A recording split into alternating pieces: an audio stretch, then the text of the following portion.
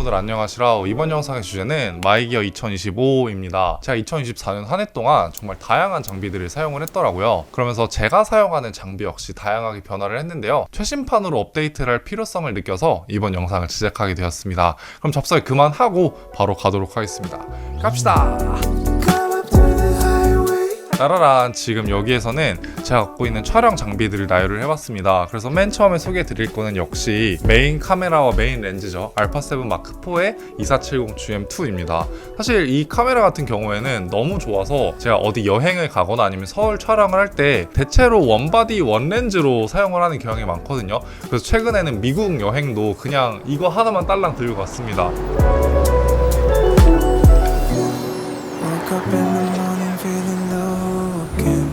Dress up in my garment, feeling no shame. Sun is up and making me feel whole again.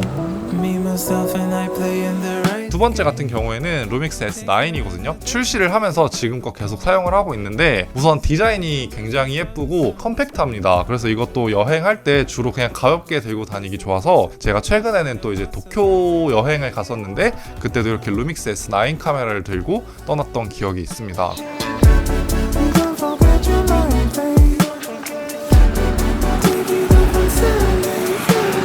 그리고 세 번째 같은 경우에는 GH7 카메라인데 이것도 저는 만족을 하며 사용했습니다. 특히 지금 이게 1260 화각이잖아요. 이게 지금 마포 카메라라서 만약에 이제 풀프레임 화각으로 변환을 한다면은 24에서 120mm거든요. 그래서 제주도에 갔을 때에도 용눈이 오름에 오른 적이 있었는데 그때 말이 엄청 멀리 있는 거예요. 근데 이 120mm 화각을 이용해서 그 말들도 엄청 예쁘게 촬영을 하고 했던 기억이 있어서 그냥 이 1260 렌즈 하나 들고 이렇게 원바디 원렌즈로 다니면서 출사도 진행을 하고 있습니다. 그 다음에는 이제 고프로 13이거든요.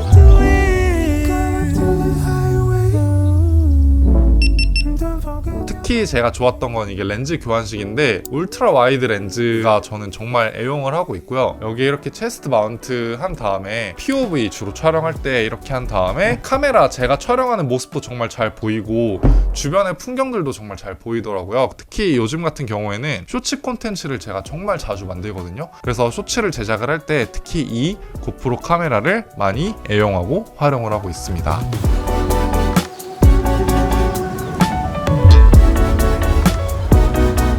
제가 이전에 장비 소개 영상에서 캠코더를 주로 활용을 하면은 좀 더 감각적인 비로를 촬영할 수 있다라고 말을 했었는데 근데 아쉽게도 그 캠코더가 고장이 났습니다. 그래서 AS를 맡기려고 했지만 이게 좀 레트로 장비다 보니까 부품 이슈가 있더라고요. 그래서 고장이 아예 난 채로 슬퍼하고 있었는데 이 아이폰 5S를 이 미러리스에서는 못 느낄 수 있는 그런 감성을 느낄 수가 있거든요. 그래서 B롤로 찔러 넣으면 굉장히 좋다고 생각을 해서 요즘에는 캠코더 대신에 아이폰 5S를 들고 다니면서 영상을 틈틈이 B롤로 기록을 하고 있습니다. 그 다음에는 제가 사용하고 있는 메인 휴대폰이자 메인 카메라입니다. 아이폰 15도 너무 만족했지만 이번에 아이폰 16으로 넘어가면서도 카메라 퀄리티에 굉장히 만족을 했습니다. 그래서 제가 최근에도 유튜브 쇼츠에서도 소개한 적이 있었고 인스타그램에도 올린 적이 있었는데 휴대폰 사진이 퀄리티가 굉장히 좋더라고요. 만약에 주변에 카메라가 없는 상황이면은 바로 이제 주머니에서 휴대폰 꺼내가지고 사진이든 영상이든 기록을 남기는 편입니다.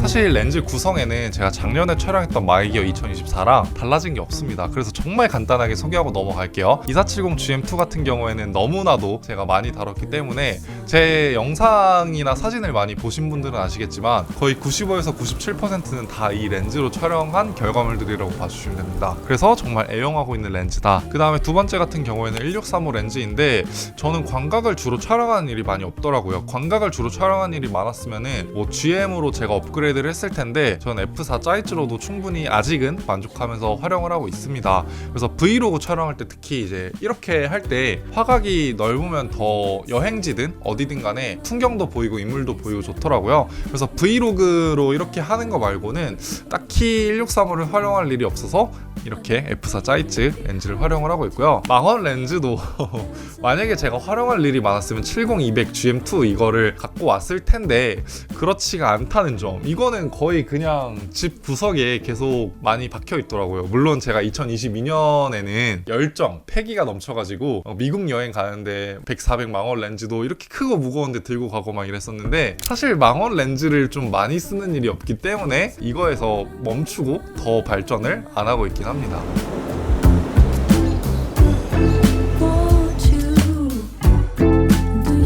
90mm 마크로 소니 2.8인데요. 이거 같은 경우에는 정말 잘 활용을 하고 있습니다. 내부에서 특히 스튜디오에서 매크로로 촬영을 하면은 예쁘고 감각적인 샷들이 많더라고요. 제가 영상으로 나열을 하면서 90mm 마크로 렌즈를 활용한 샷들을 계속해서 보여드리도록 하겠습니다.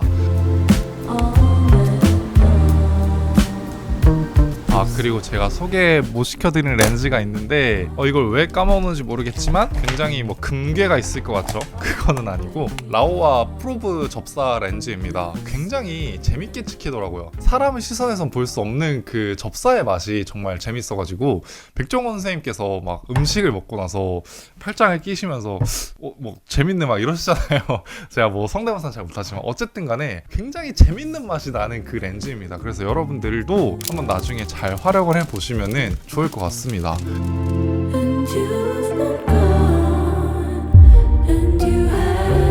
따라란 이 노트북인데 M4 프로입니다. 그래서 제가 기존에는 M1 프로를 사용하고 있다가 이렇게 바꿨는데, 이거는 사실 애플에서 이제 대여를 받았고요. 곧 콘텐츠로 만들 예정입니다. 그래서 한 달 정도 사용을 해봤는데 정말 만족스러운 것들이 많더라고요. 그래서 만약에 이 노트북에 관해서 질문사항이 있다면은 댓글로 적어주시면은 제가 콘텐츠를 만들 때 그 질문들 참고해서 적극적으로 답변 드리는 형식으로 만들도록 하겠습니다. 네 번째 같은 경우에는 ND 필터입니다. 예전에는 ND 필터가 굳이 필요해? 라고 했었는데, 이제 ND 필터를 사용하고 나니까 사용하기 전으로 돌아갈 수가 없더라고요. 모션 블러가 굉장히 중요하구나. 그래서 고퀄리티 영상, 좀 시네마틱한 영상을 만들기 위해서는 여러분들은 ND 필터를 필수적으로 구매를 하시길 바랍니다. 그리고 ND 필터는 돈을 안 아꼈으면 좋겠어요. 왜냐하면은 값이 싼 ND 필터는 뭐 십자가라던가 아니면은 비네팅이 생기다던가 이런 이슈가 있으니까 저 같은 경우에는 이게 30-40만원 정도 했거든요. 그래서 여러분들도 ND 필터에는 돈을 아끼지 마시고 좋은 ND 필터로 이제 고퀄리티 시네마틱한 영상을 만들어 보시길 추천드립니다.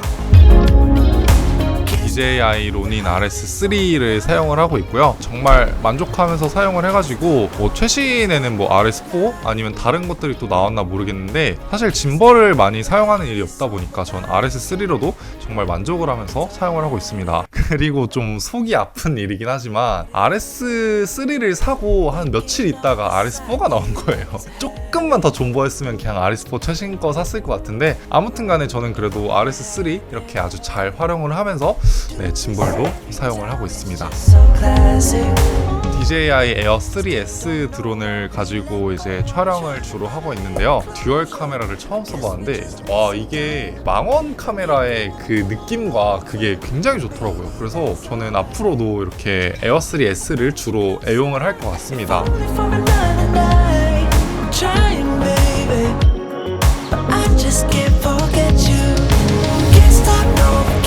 그 다음에 소개시켜드릴 장비는 소니의 UWP-D21 마이크입니다.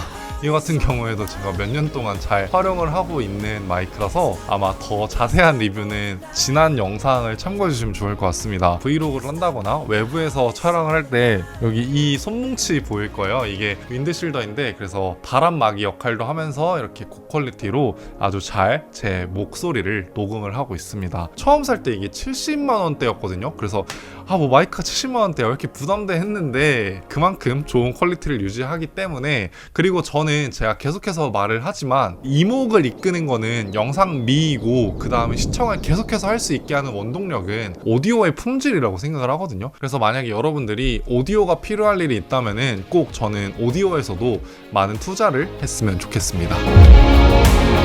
삼성 T7을 저는 정말 잘 애용을 하고 있습니다.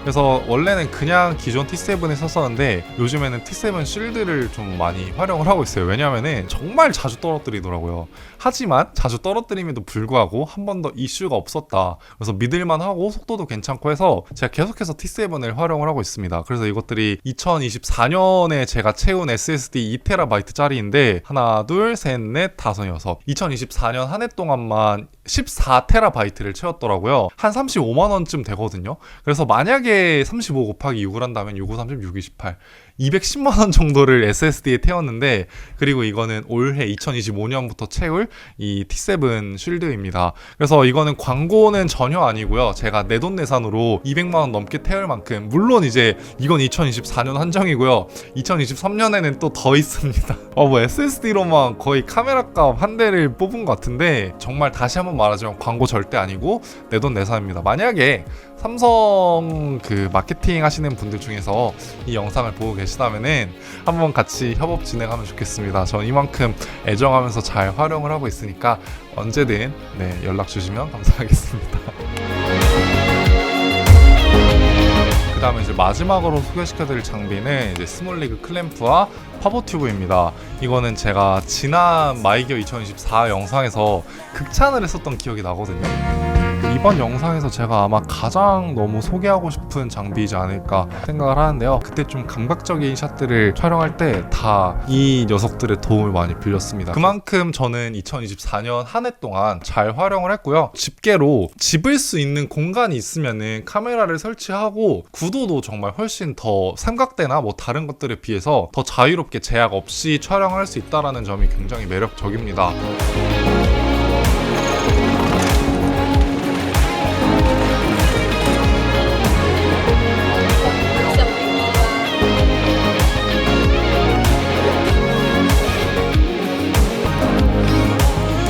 멋있는 영상 촬영하는 방법, 스몰리그 물리고 운전석 촬영하기 합시다.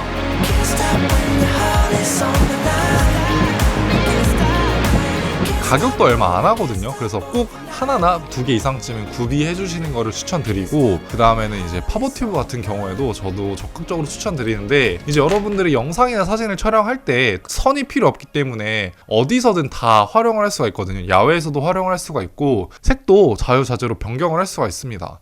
그래서 빨주노초 파남보 다 지금 이제 보라색쯤으로 갔죠. 그 다음에 이제 다시 곧 빨간색으로 갑니다. 이렇게 뭐 빨주노초 파남보 다 활용을 할 수도 있고, 광량까지 다 조절할 수도 있고, 더 세게 빛을 조절할 수도 있고요. 저는 정말 이게 선도 필요 없다라는 점에서, 충전식이라는 점에서 진짜 사용하기도 간편하고, 그래서 야외 촬영이든 실내 촬영이든 저는 어디서든 이 파버튜브는 꼭 필요할 거라고 생각을 해서, 여러분들의 스몰리그나 이 파버튜브 같은 경우에는 하나 두 개 이상쯤은 구비해 두시는 게 좋겠다라고 생각을 하는 입장입니다. 그래서 이제 장비 소개는 여기서 마치도록 하겠습니다. 제가 쓰고 있는 장비들에 대해서 평소에 궁금하셨던 분들, 아니면 어떤 장비를 구매해야지 조금 더 퀄리티를 올릴 수 있을까에 대해서 고민하시는 분들에게 이 영상이 도움이 되었다면 참 좋겠습니다. 그럼 제가 하고 싶은 말은 여기서 끝났고요. 제 인생의 모토죠. 도와줄 라이크를 바라면서 이번 영상도 마치도록 하겠습니다. 시청해주셔서 정말 진심으로 감사드립니다. 감사합니다. 다음에는 또 멋있는 영상 많이 만들어서 오도록 하겠습니다. 안녕. Can't stop, no,